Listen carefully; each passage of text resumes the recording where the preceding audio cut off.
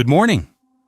On this Friday, October 18th, the U.S. federal government remains in a partial shutdown, now entering its third week, with lawmakers at a standstill over healthcare spending. The central point of contention is the fate of enhanced Obamacare subsidies. These enhanced premium tax credits, which were expanded in 2021 to help Americans afford health insurance during the COVID-19 pandemic, are set to expire at the end of this year. Democrats have made the permanent extension of these subsidies a key condition for their support on any spending package to reopen the government. Senator Chris Coons of Delaware articulated the Democratic position, warning that millions of Americans are at risk. He stated, "You have literally millions of Americans who will no longer be able to afford their health insurance or will be thrown off health insurance when the tax credits that make the Affordable Care Act affordable expire." According to the healthcare policy think tank KFF, over 90% of the 24 million people enrolled in Obamacare plans currently utilize these credits. However, Republicans argue that the program's cost is unsustainable. The Nonpartisan Committee for a Responsible Federal Budget estimates that making the credits permanent would cost upwards of $30 billion annually. Senator John Boozman of Arkansas voiced the GOP's concern, stating, "My concern is that this was done during the pandemic, because of the pandemic. The pandemic is over. As a result, you've got people making $300,000 on a subsidy. Republicans hold 53 seats in the Senate and need to clear a 60-vote threshold, meaning at least 7 Democrats must join them to advance spending legislation. So far, Democrats have blocked attempts to reopen the government 10 times. This legislative impasse in Washington is serving as a tense backdrop for demonstrations planned across the country today.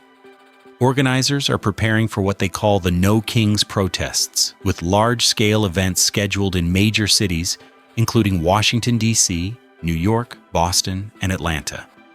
The event's website declares that the rallies are intended to show the world America has no kings, and the power belongs to the people. The movement is backed by a broad coalition of hundreds of organizations, including the American Civil Liberties Union, MoveOn.org, the Human Rights Campaign, and numerous labor unions. While the protests are a direct response to the Trump administration, the ongoing government shutdown has added to the sense of urgency. Organizers have stated they are committed to nonviolent action, though some states are deploying extra law enforcement personnel as a precaution.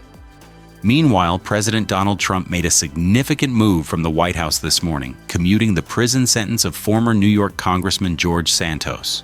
The president ordered Santos's immediate release. Santos, whose brief and controversial career in Congress ended with his expulsion in December 2023, was serving a more than 7-year sentence for fraud and identity theft. He had pleaded guilty to a range of charges, including inflating his fundraising figures and falsifying donor names in order to secure financial support from the Republican Party during his 2022 election campaign. In a post on his Truth Social platform, President Trump addressed the commutation, writing, "George Santos was somewhat of a rogue, but there are many rogues throughout our country who aren't forced to serve 7 years in prison."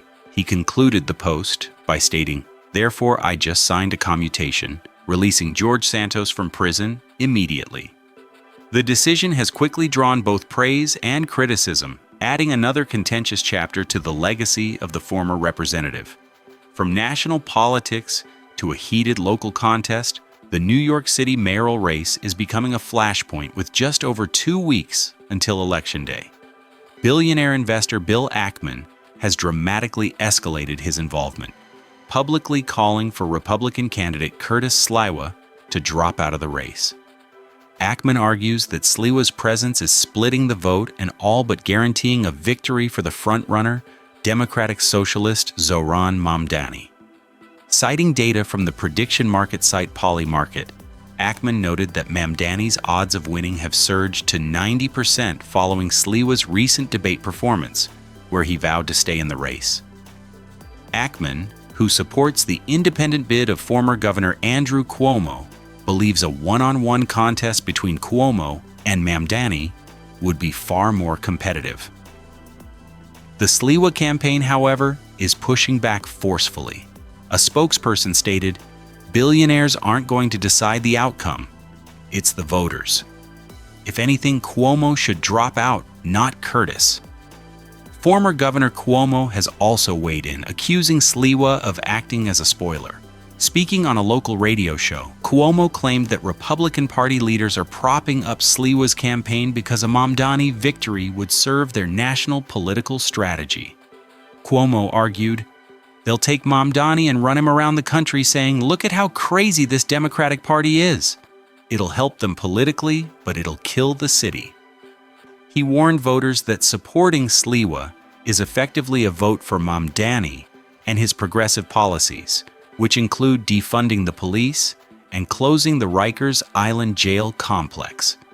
The election on November 4th pits Mamdani, a 33-year-old state assemblyman backed by figures like Bernie Sanders, against Cuomo, the 65-year-old former governor seeking a political comeback, and Sliwa, the 69-year-old founder of the Guardian Angels.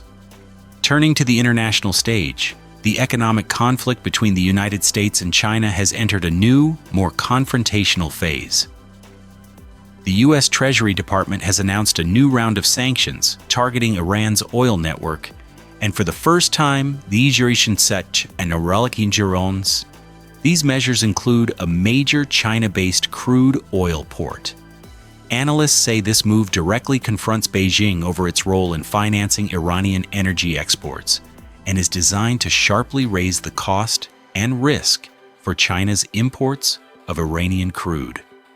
The action is part of a broader strategy to cripple Iran's energy supply chain. Beijing has not taken the move lightly, responding with a series of retaliatory measures that signal a significant escalation. China has widened its export controls on critical rare earth minerals, materials essential for many high-tech manufacturing processes in the United States. Additionally, Chinese regulators have opened an antitrust investigation into the U.S. technology giant Qualcomm. In response to these actions from Beijing, President Trump announced that he is preparing to impose a 100% tariff on all Chinese goods.